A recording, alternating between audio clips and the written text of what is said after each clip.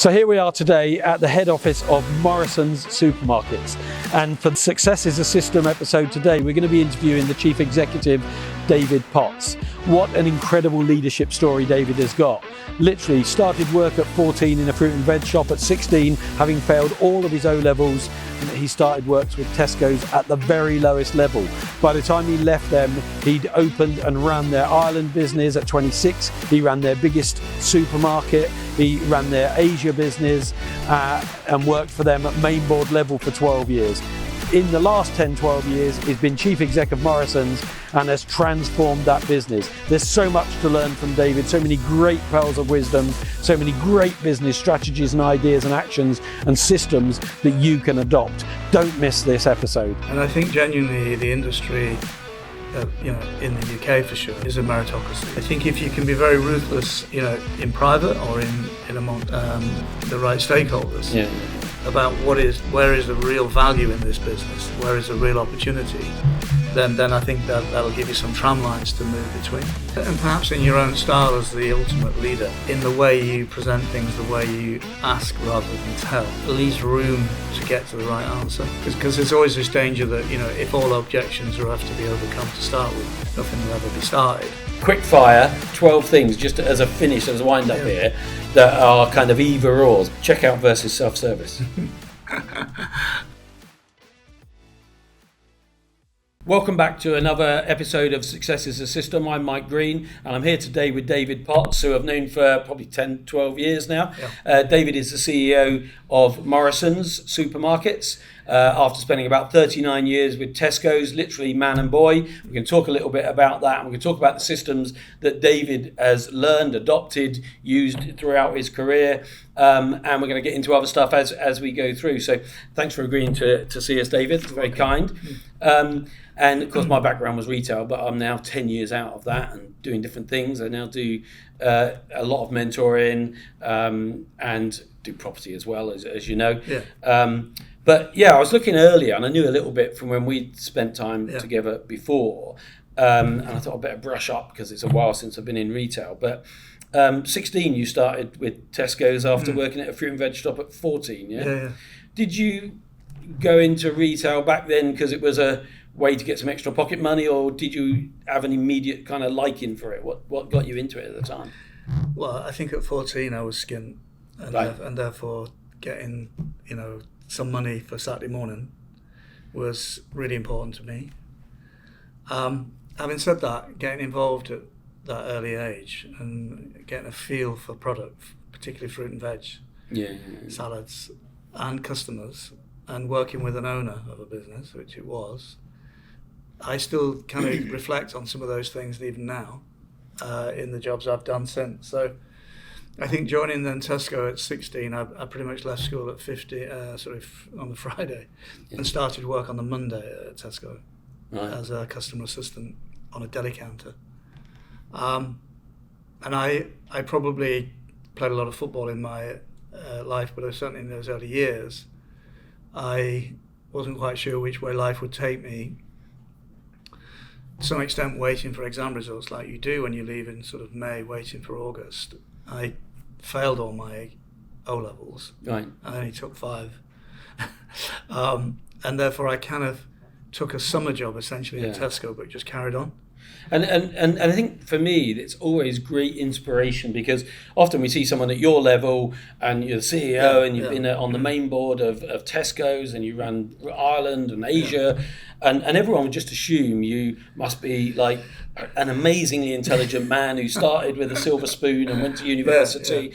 And I think it's really important for people to realise that there are still sectors, I mean myself as well, I didn't go to uni, where retail, hospitality, different sectors where you can become really successful. I mean, when you were talking about the fruit and veg, for many, many years I've mentored Greg Wallace, Master Chef, and he was literally sofa surfing, so homeless, and helped a fruit and veg guy on markets, at Covent Garden Market, and got passionate about fruit and veg.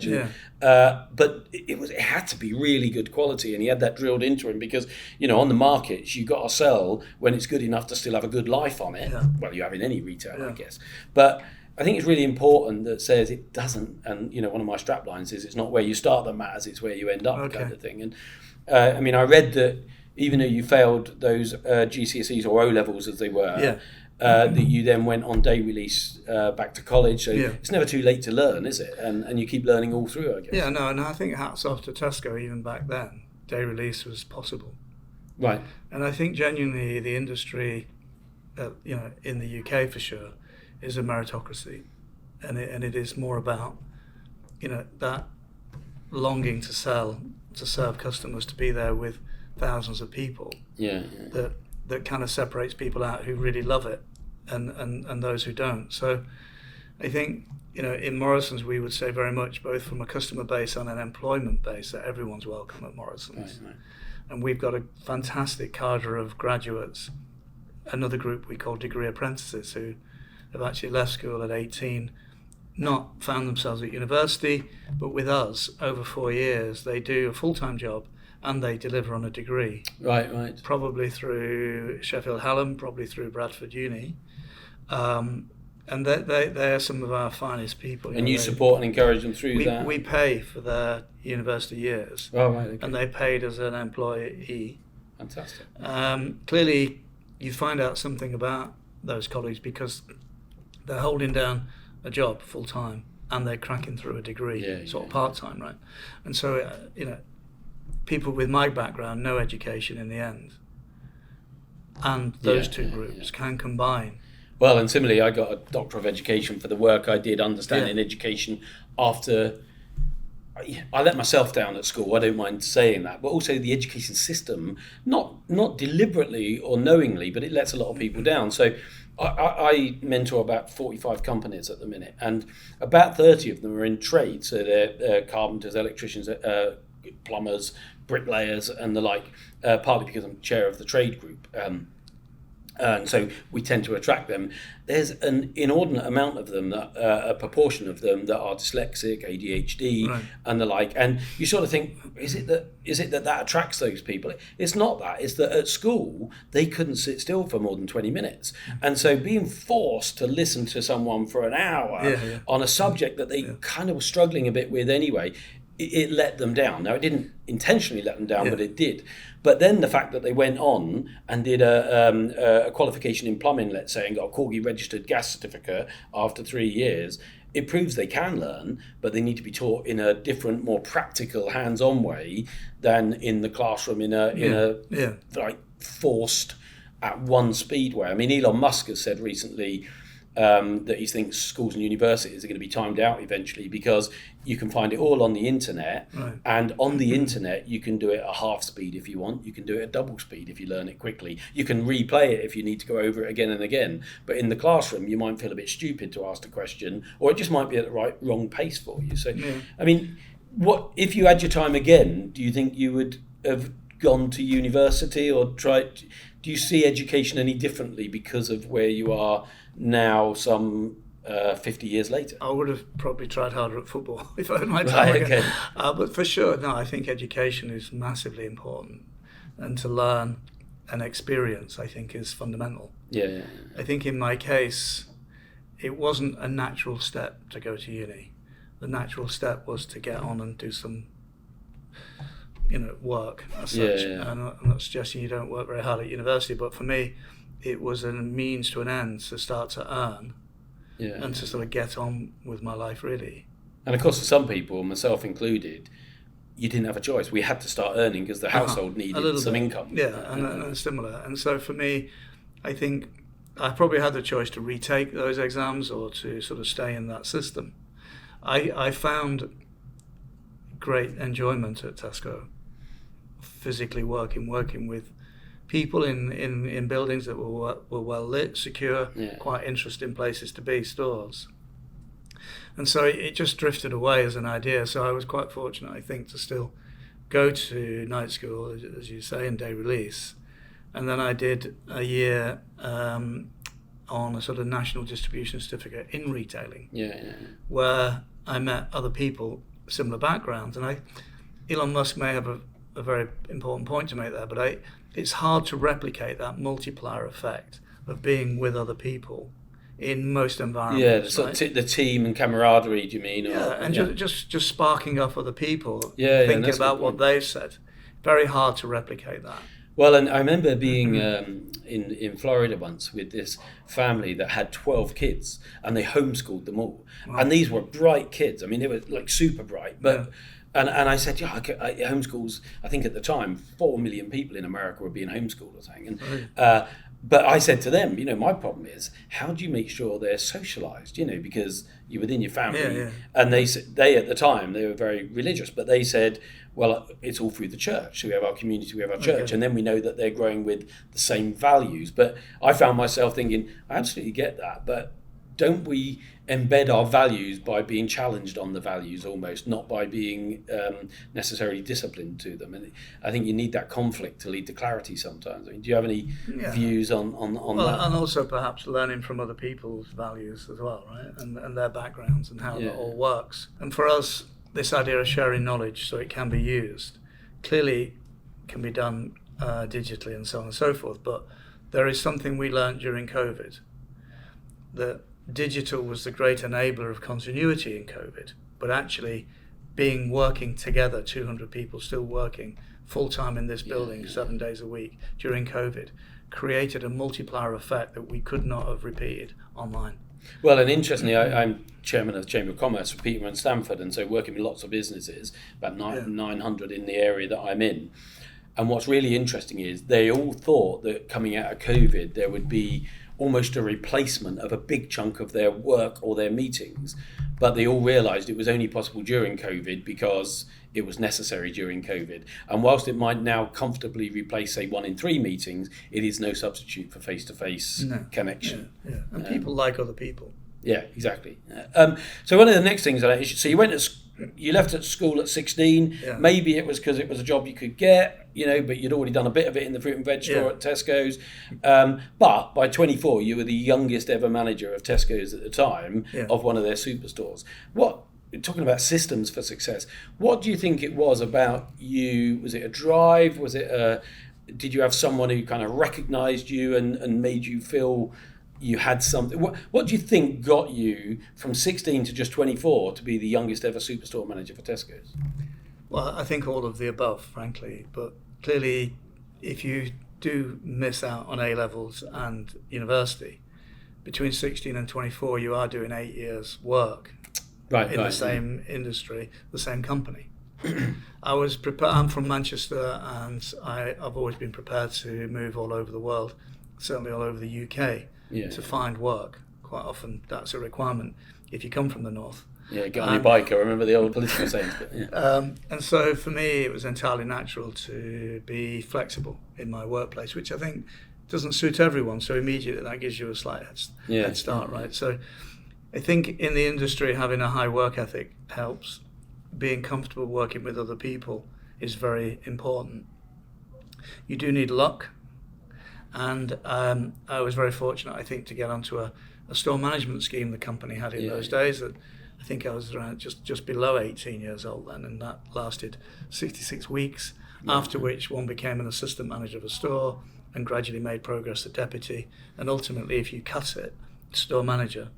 So I did go to become an assistant manager of one of the largest stores, the largest store, I think, in Europe at the time, and following the course, and then became the deputy store manager of a new Tesco store, which was very much a new model. And in that moment, a lot of attention brought to that store, and I was very fortunate. You were at the right place at the right time as well. Right place at the right time, and I thought, okay, we'll just go ahead and apply for a new store, see how you get on. That new store turned out to be in the Isle of Wight. And so I found myself moving from Manchester to Earlham to Chester to the Isle of Wight in fairly short order. And quite a different culture shock. Quite different, And so I arrived on the island as a 23-year-old with, I think, 50 quid, a stereo player and a car. And that's all I had in the world. And I just arrived on the Isle of Wight at 23. And by the time we opened on June the 10th, which was a very big thing for the island, to suddenly have this brand new store there, particularly Tesco, I was 24. And I would say I couldn't have been more luckier in those 8 years, but equally I couldn't have worked much harder either.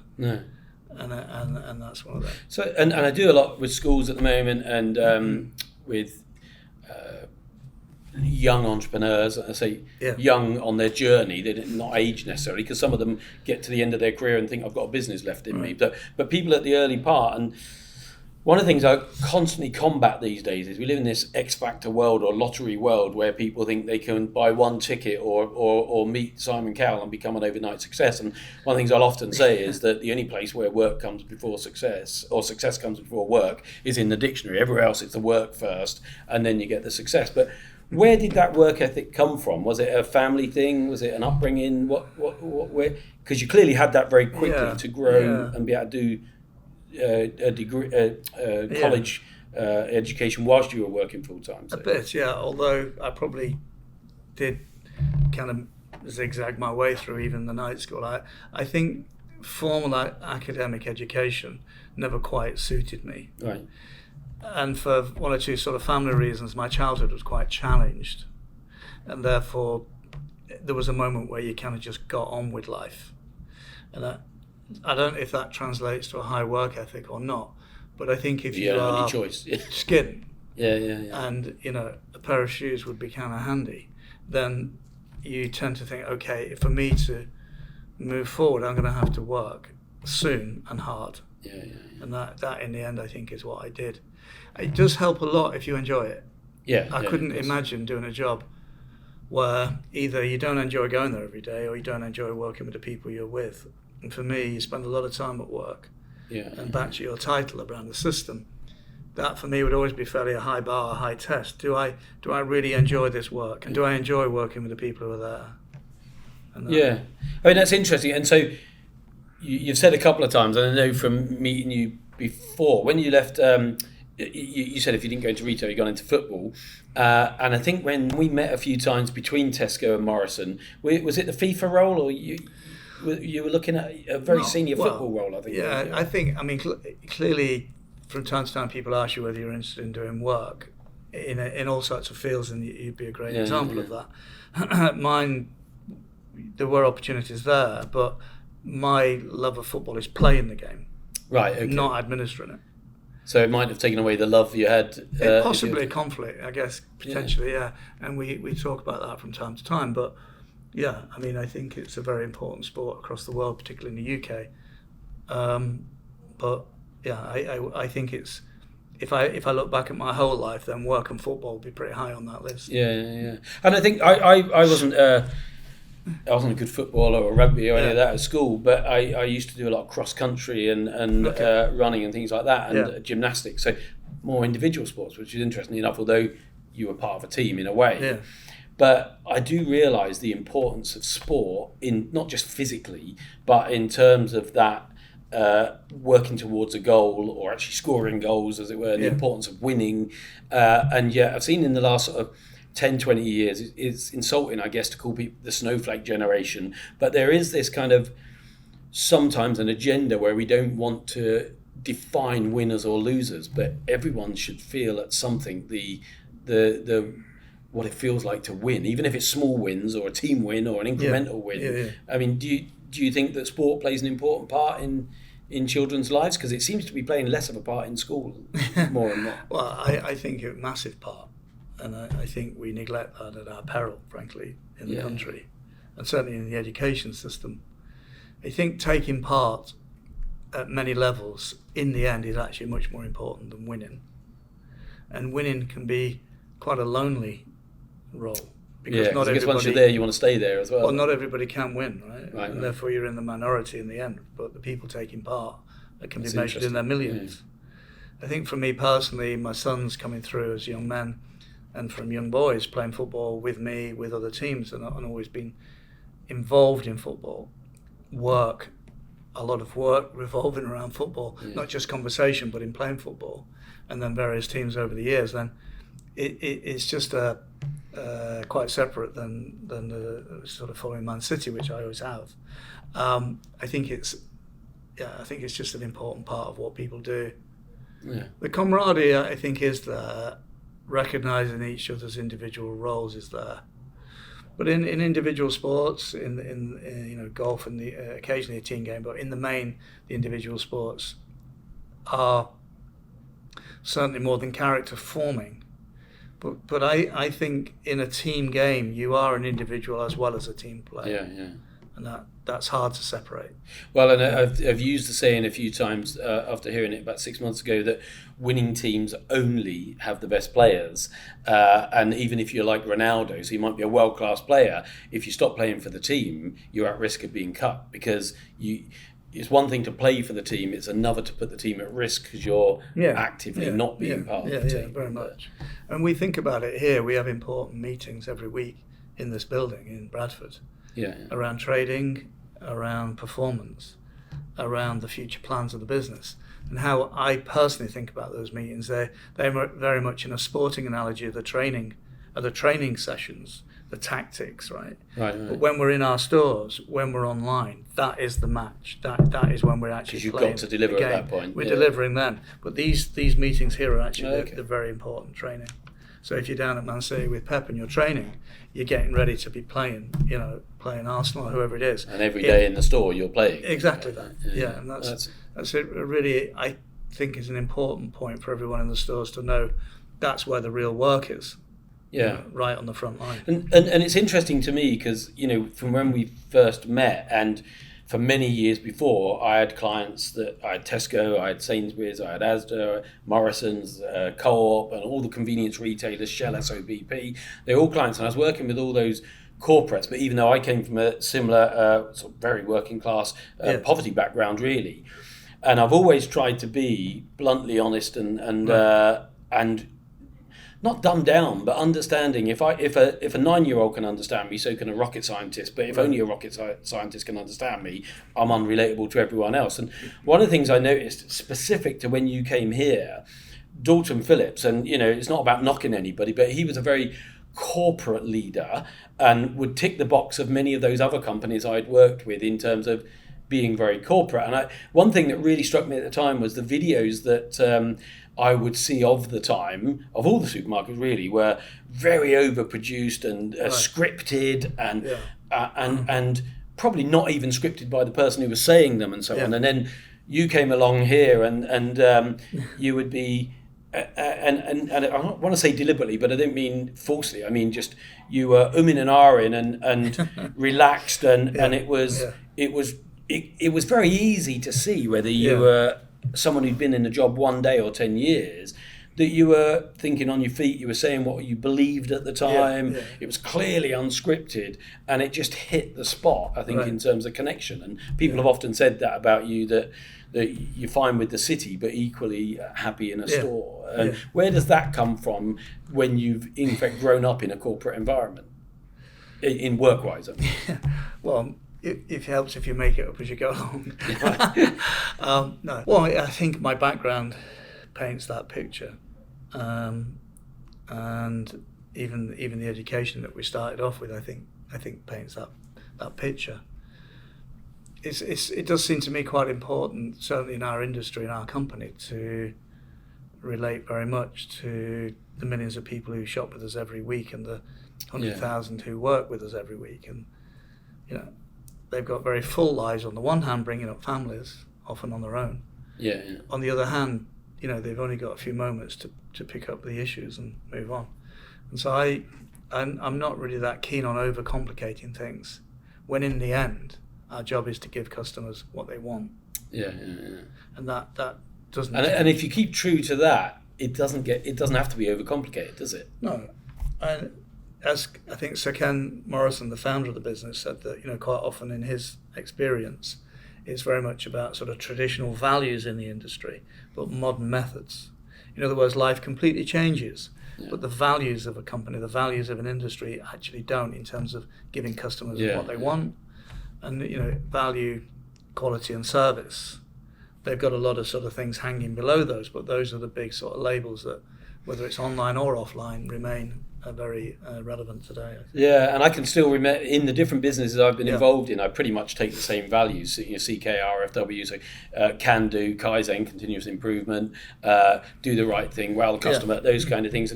And I don't think they change in a lifetime, but the mission changes depending on the company or the needs of the business at the time. And I think sometimes people confuse vision, mission, and values. But the values are kind of like the ingrained behaviours, I think, of a business in terms of the way they'd like to be remembered as opposed to what they do.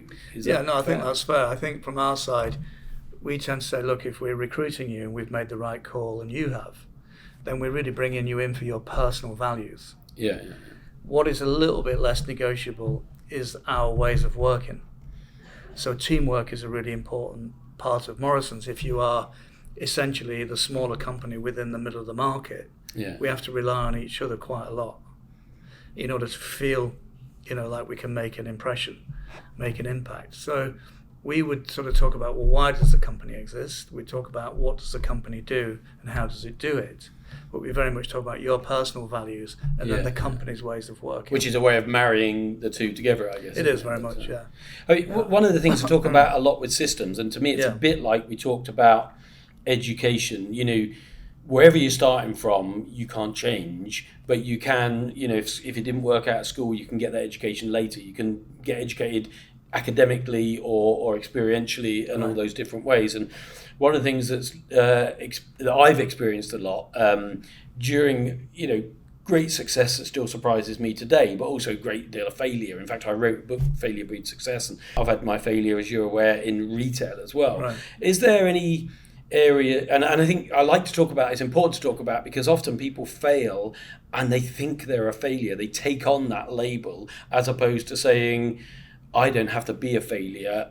This is a failure. How can I move on from it? And so I often say that failure isn't the opposite of success. It's a part of the journey. It's one of the ingredients almost. But is there anything in your story experience where you can say, oh Christ, that was a real blooper, and because I did that, it was important because I would never have learned this? And I only say that. And if there isn't, that's fantastic. But I say that because I think sometimes people need to hear, oh, I didn't get any O levels, but I can still be successful, or I have failed, but I can still be successful.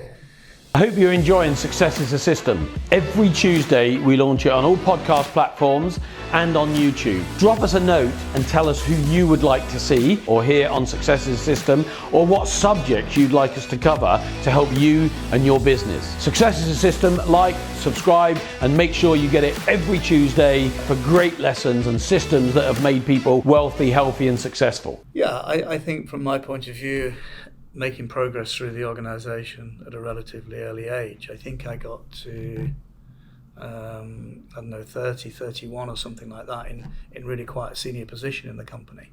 And then in order to satisfy one or two other people needs the organisation had, I found myself moved to essentially a mission impossible job at the office at a very early age, coming from a very senior job in the stores, in the field, which I knew like was my home turf, right? Yeah. And so when I took that job, the then managing director wrote out to the whole organisation about my job, and it looked like certainly a sort of cure for most things in the world. And so it set you up to fail almost. And so when I look back at that, I think I failed in that job. However, why is that important in my story is because I have never ever to this day put anyone else in that same position. Right. So a great lesson to be. I think so. And of course you make the wrong call about somebody's ability or progress or what might suit them. But that's very different to making a very big move with somebody in order to facilitate someone else or something else. And to put them into a world where you would be changing quite a lot of stuff in order to be a success. Yeah, and it can. Some people don't recover from that, or don't easily recover from that. Yeah. Having put it that way, though, I'd like to put the other side, which is I personally could have done a much better job in it. Right. Maybe not right at that age, because it all felt very soon. Yeah. But I definitely could have done a better job. So I think that maybe learning that lesson was important. I think within the job itself, the more senior I have become over the years, I would definitely have made a decision and made something happen that was the wrong thing to have done. Right. Either the timing was wrong, the costs were wrong, or customers didn't fancy it anyway, or the organisation wasn't ready to execute. And how do Tesco's, Morrisons, you individually or collectively as a team, people are failing all the time. When someone does fail, I think to me, when someone says, right, this has gone wrong, and I remember some guys saying to me when one of my businesses went wrong, they said, okay, look, we can't change this now, this is happening, but we can deal with it elegantly and intelligently. And the way we do this now is going to affect you, it's going to affect how people view you, and it is that kind of saying to somebody, and I got it, different managers, it comes from small mistakes where they say, you're not going to do that again, are you? And I think the way a company treats somebody when they fail is important. I mean, is that something that's talked about in teams that, you know, allow people to, it's a bit like teaching a kid to ride a bike, you've got to let them fall off, haven't you, really? I quite like the idea of fast failure that is often talked about. Right, yeah. And also to have an antennae toward failure. You know, that an organisation can be quite herd-like, I think, in driving towards something. Right. Half of the organisation not actually sure what it is, but kind of going with the crowd. Yeah. And then some evangelists at the start, at the beginning, at the front, who are dragging it along anyway. And it's quite important for one of two folks to say, look, intuitively that doesn't feel right. Where is the value add there? And being prepared to put your foot on the ball and say, I'm going to put that on pause.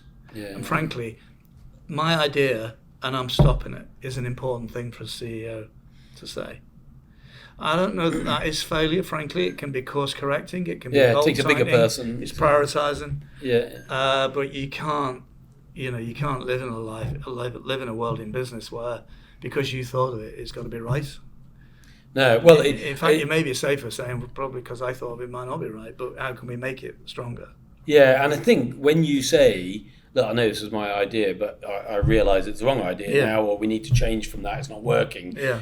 It sort of enables people to understand that sometimes you're going to be wrong, but if you address it early, quickly, and don't sweep it under the carpet. I mean, I don't know if you ever, as a kid, heard the story, the Emperor's Clothes story, you know, where he's naked, but everyone says he's got this fantastic set of clothes on, and that's now a recognised syndrome, the Emperor's Clothes syndrome, whereby if you can convince enough people something is right, they will go along with it, even if they kind of question it and think, I can't see it, but I'm going to go with it, kind of thing. And you do need that person to speak out and say, he's naked, or this is wrong.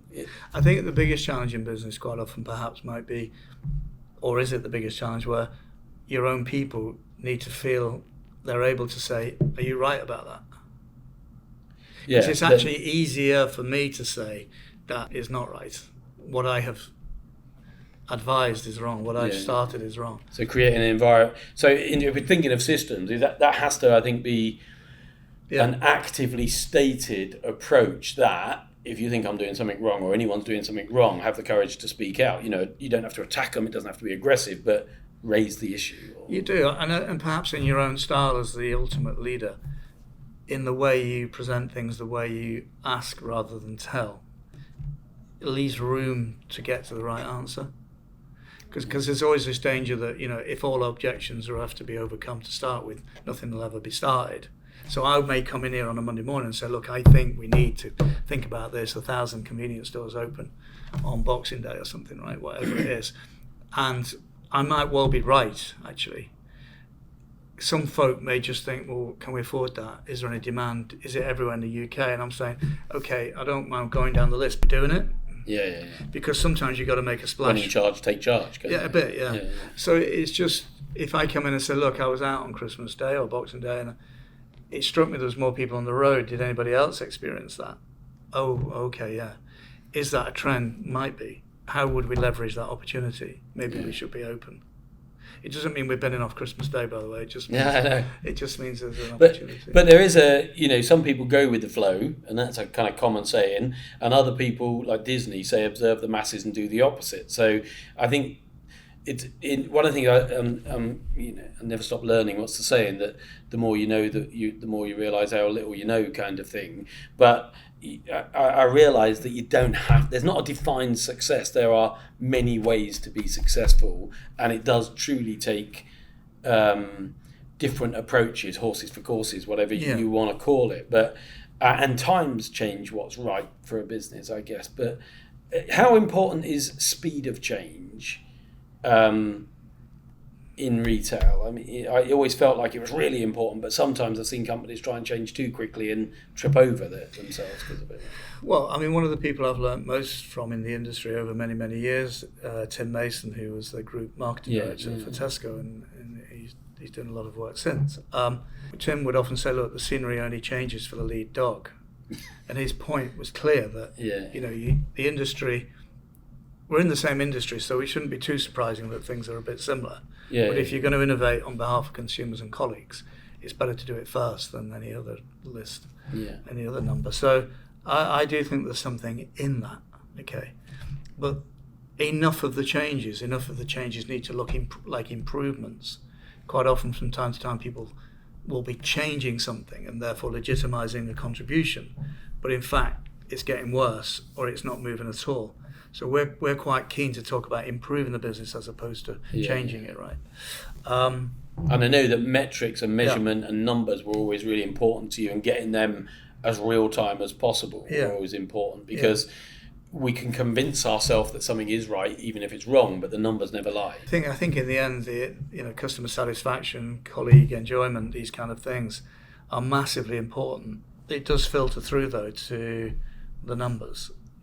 And the leverage of value, creation of value, and EBITDA and cash flow and all of these things, right? So, and organisations need that to survive, to generate cash, but also to have a sense of achievement themselves. And quite often those measures are the way you sort of create oxygen for future growth. But certainly, one of the tests I would always have had would be, in my job, you get a lot of people coming at you a lot with a lot of things that we should go and do. Our own people, right? And I always try to think, okay, well, in a year's time, in 2 years' time, that store that we all know very well, wherever it is, how will that have changed? That online site, that platform that we all understand, how will that have really changed as a result of what is being recommended? Because quite often, a recommendation accepted is going to mean a recommendation turned down at some point, because you have to prioritize, right? You can't do everything. Even if it's a good recommendation. Completely, because you're trying to prioritize to get good execution. And businesses can throw a lot of stuff at something and not much happens. And for me, less is more, and sort of narrowing that focus in order to broaden its appeal, right, is really quite important in retail. I get that. So one of the other things I want to talk about is, a lot of the business I mentor SMEs, and for them the biggest challenge is, when do I start off as an individual, when do I take the first person on, and then how do we go from 10 people to 20 people? And it's a big decision for two reasons. One, obviously the cost, but two, the ability to manage people, and then you can get into this trap of two arms, two legs, you'll do kind of thing, and you can weaken the importance of the qualities that and values that person brings. But what tips or advice would you give to an SME that was sort of fearful of scaling up or growing, but knows there's the potential, but is, it's back to the failure potential, or the potential for it, but doing it anyway? What's your sort of risk comfort, if you like, and how would you share that to if you were mentoring a small business? I think is it part of trying to understand what it is that you contribute that society has valued? Because for you to be thinking about growth, going from regional to national, going from local to regional, means you must have been doing something right, okay? Otherwise you kind of probably, unless you'd had a sort of late night, you wouldn't really be thinking about that, right? And therefore, being really quite ruthless with what it is that is making that thought tenable is really important. So not just doing it because peer pressure says you've got to scale up, doing it because you believe that the business has got the potential, or you've got the potential, or there's the demand. I would say peer pressure to scale up I would ignore anyway, shred it, right? I think because where's the value in that? and the sustainability isn't there. I think if you can be very ruthless, in private or in amongst the right stakeholders about where is the real value in this business, where is the real opportunity, then I think that'll give you some tram lines to move between. Clearly, you don't want to bet the farm with your first idea of growth. Right. You're going to destroy a lot of value that people value. Independent of growth, they value what you've already achieved, and I can see how, that idea of sort of holding on but letting go is a real trauma for folk who've come through on their own. I mean, I've been probably part of a machine over many, many years now, and it's hard to replicate those feelings that entrepreneurs must have. Although I guess in some ways every department has an entrepreneurial behaviour within it a little bit. But it's not quite the same as I'm not eating tonight if I get this wrong. Do you know what I mean? It's just a bit more tangible. You can make a few more mistakes if you can. It's sort of. I mean, a big corporate really wants to be an entrepreneurial spirit, right? And the entrepreneurs all want to be a big. I've never thought of it quite like that, but no, it's true. They all want the scale, but they don't necessarily want the governance, the work, or the governance. And that's the biggest thing. I used to talk about it in terms of if I had to choose between a speedboat and a super tanker, I'd probably go with the speedboat because the exhilaration. But equally, you can only have a few passengers on there, and there's all the analogies that will go along with that. But I mean, if we come back to systems, what 3 systems, approaches, behaviours, whichever you want to call them, would you attribute yourself to, or to yourself, that you say have either make you happy or successful, or both? I think, first of all, listening very carefully always to the front line. Right. And wherever those front lines are, responding to them when you're listening is really, really very, very important. One, because they hear the news first from consumers. And 2, they hold, how consumers feel in their hands in that moment. Because they're dealing with consumers every minute. They're dealing with customers every moment. I think second, that knowing where the money's made in an organisation is really important. And in the world of food retail, in the commercial engine of a business, in the margins of a business, knowing that we've got control of that, financial control, we know what we're doing on that. The relationship between cost prices and retail prices and productivity and all of those buy for less techniques in the middle. But knowing where the money is made is really important too. And I think for me personally, I always think, okay, we've got to prioritise, we've got to make hard choices on CapEx and OpEx and decisions we make. But the great thing is there's always another year coming. There's always another group of quarters coming, right? So you don't have to get it all into one year. The sort of law of the seasons. A bit. Well, just in terms of the financial calendar as well, right? And so in this business now, we tended to think a bit more of continual quarters. So one quarter drop, quarter one drops off. You've gone through to this other quarter down here, and you're going Q2 to Q1 Inc. as opposed to Q1 to Q4 Inc. of a financial year. You've got one dropping off, one coming on. It gives you a sort of, a continual sort of movement of financial years in the calendar. But I think from time to time it's tempting to say, well, I must scale that now. I must go and do this now. Whereas in fact, there's actually another year coming, another shed load of CapEx and OpEx. I mean, when I'm doing goal setting or strategic planning with somebody, I guess connected to that, where my take on it is, I try to get them to talk about transformation mapping or transition mapping, to say, it is a journey. Now, we can set 3-year goals, 1-year goals, 1 quarter goals, 1 month goals, or 1 week goals. But if we think we've got to achieve it now, it can be overwhelming, it can be unachievable. To realise it is a journey completely, and to plan it like a journey where we know our destination. We accept there's going to be some challenges on the way, but we mitigate somewhat to them, but we then break it down to And sat-naving is to me a good analogy in the sense that if someone says, I want to be successful, I'll say, what does that mean? You know, or that's like saying I want to go to Scotland, but between east and west, there's a big distance. But if you could say to me, I want to go to EH11 9BD, suddenly we can put that into a sat-nav. And then, because it works its way back through a strategy, all we've got to really think about is take the next left turn straight across at the next roundabout. I might try that. Well, there's a good book I can do. No, but it does work because people are often either purely future focused and not focusing on the next turn, or they're so focused on the next few turns that they could be going in the wrong direction because they haven't properly set their destination, if you like. Completely. I think for me and in our business, I'm very engaged on today's trade, right? And we're only as good as yesterday's like for like, really. Yeah. Equally, if we want to open 100 convenience stores, I might think, okay, well, look, I can knock out one a week. So that's going to take me 3 years. And it's really then about how you perfect that execution and get it into a sort of cookie cutter approach and say, that's going ahead. Tick, sort of move on, check the numbers. And then each week, we got you're that knocking one. You're knocking it over, yeah. And so I think it's quite important to have that horizon. But equally, each day, each week, each quarter is really quite important as well.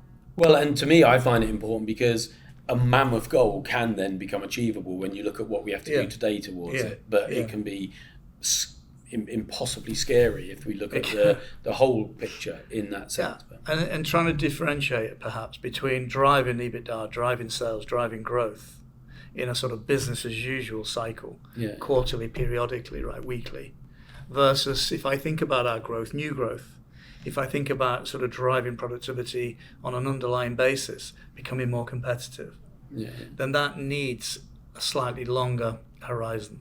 But I would be careful of confusing them too. Yeah. Well, I guess the destination and the activity of the next step are both equally important. They're connected, but they need their individual focus, I guess. Don't they? I do, yeah. And sometimes the focus individually is within the same meeting and within the same sentence, actually.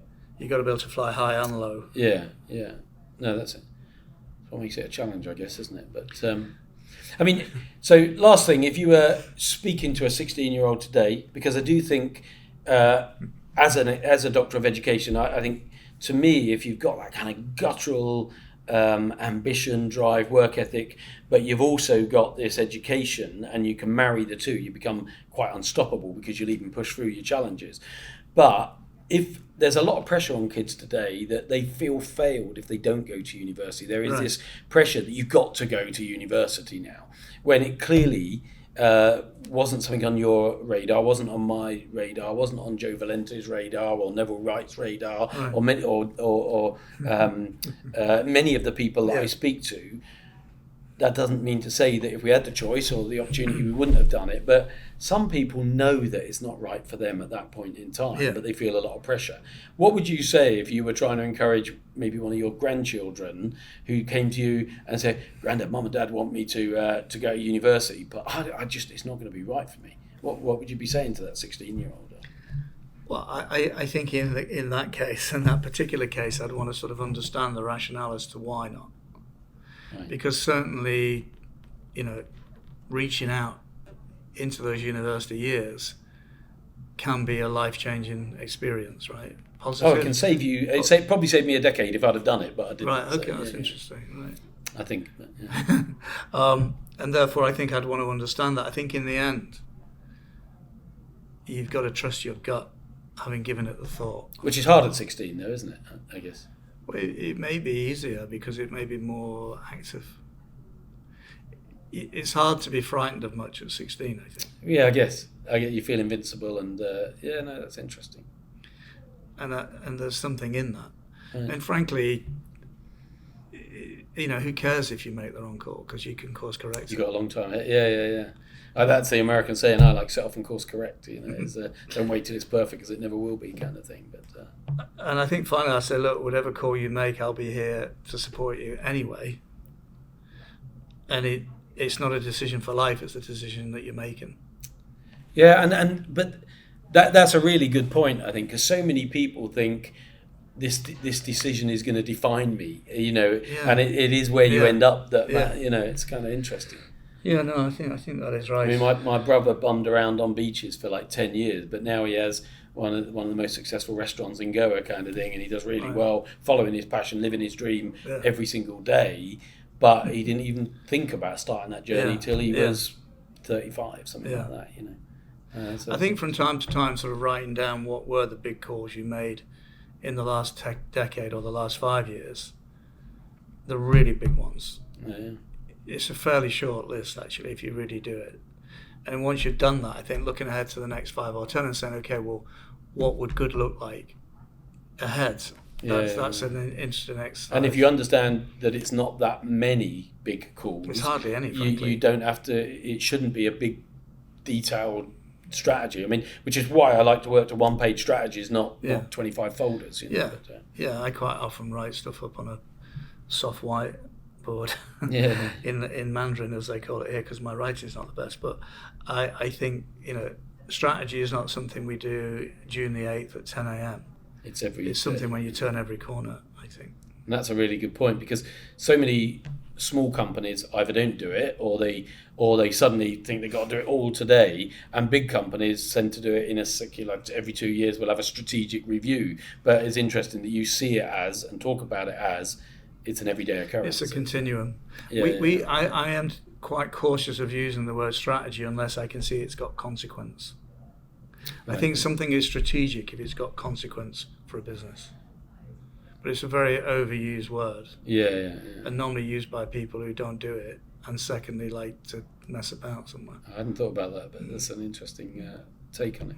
So I'm conscious of your time. I really value your time. I can speak for ages, David. Thank you. But can I run through 10 or 12 things just as a finish, as a wind up here, that are kind of either ors, which always, so let's say I said education versus experience, you know, quick fire, if that's possible, and if not, I'm more than happy for you to expand on it, because I know there'll be value in the answer. But what would be your choice from your position, your experience, if I was saying education or experience? Education. Price versus service. Service. Technology versus people. People. Quality versus price. Quality. Perfection versus speed. So either 100% late or 90% now. 90% now. Checkout versus self-service. Self-service. Okay. Zoom versus face-to-face. Face-to-face. Local versus national. Local. Online versus in-person shopping. I'm talking about now. In-person. Okay. In-house versus partnership, and I'm thinking of your In-house. Amazon relationship. In-house. In-house. Okay. Hand up or hand out? Are you giving someone a hand up or hand out? Hand out, okay. Apprenticeship versus degree. Apprenticeship. Risk versus safety. Risk. And lastly, gut versus intellect. Gut. Yeah, thank you.